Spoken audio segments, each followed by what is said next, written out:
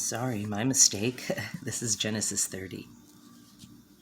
When Rachel realized that she was not bearing children to Jacob, she became jealous of her sister and said to Jacob, "Give me children or else I die." Jacob blazed with anger against Rachel and said, "Can I take the place of God who has kept you from having children?" Then she said, "Here is my slave Bilhah. I have intercourse with her that she may bear children for my knees, and that I too may build up a family through her." So she gave him her maid Bilhah in marriage, and Jacob had intercourse with her. Bilhah conceived and bore Jacob a son, whereupon Rachel said, "God brought judgment upon me, but now he has heeded my cry and given me a son." That was why she called his name Dan. He brought judgment. And Rachel's maid Bilhah conceived and bore Jacob a second son. Then Rachel said, It was a clever trick that I played my sister, and I succeeded too." So she called his name Naphtali, trick.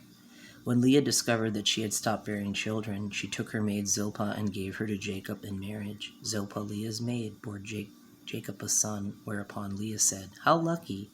So she called his name Gad, luck. Zilpah, Leah's maid, bore Jacob another son, so Leah said, "How fortunate am I, for women will certainly call me fortunate." So she called his name Asher, fortune. At the time of the wheat harvest, Reuben went out into the fields, where he found some mandrakes, which he brought home to his mother Leah. "Please give me some of your son's mandrakes," Rachel said to Leah. But she said to her, "Is the fact that you took away my husband such a trifle that you should want to take my son's mandrakes as well?" "Well then," said Rachel,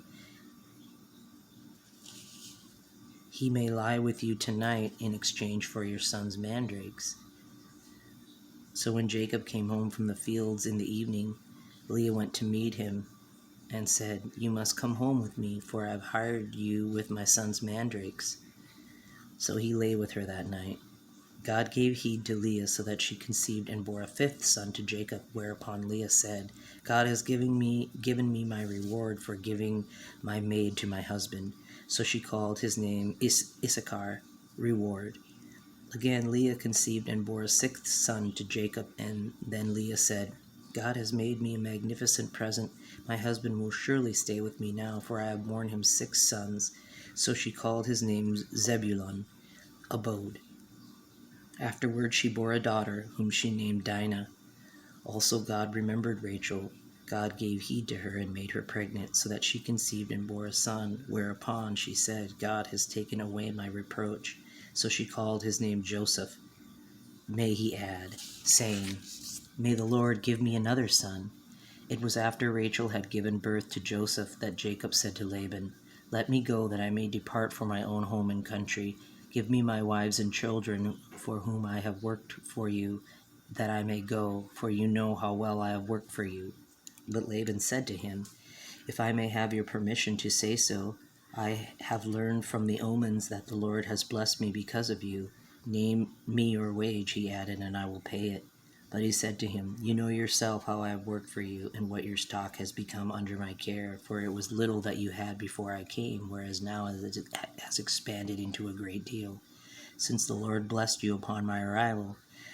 But when I am to make provision for my own household, But when am I to make provision for my own household? What should I give you?" he said. "Give me nothing of the sort," said Jacob. "I will go on pasturing and tending your flock if you will do this for me. Go through all the flock today, and remove from it every speckled and spotted sheep, every one of the lambs that is black, and any of the goats that is spotted and speckled. Such shall be my pay. At some future time, whenever you may come, my honesty toward you will answer for me in the matter of my hire. If there is anyone among the goats that is not speckled and spotted, or among the lambs that is not black, it came into my possession by theft." "Good," said Laban, "let it be as you say."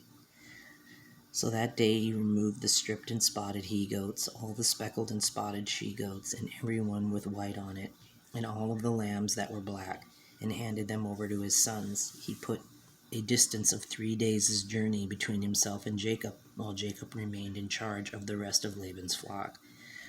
Then Jacob procured some fresh boughs of poplar almond, and plain, and peeled white strips in them, thus laying bare the white on the boughs.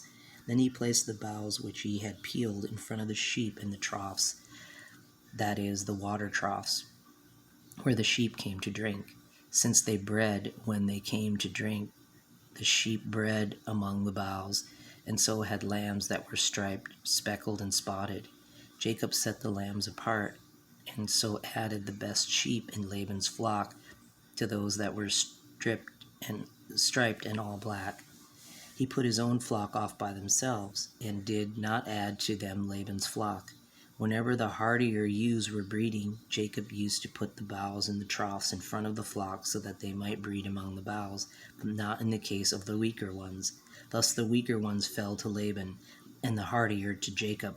The man accordingly grew richer and had large flocks, as well as male and female slaves, camels, and asses. Now that ends Genesis 30, and I will probably upload this into 3 parts. Thanks for listening.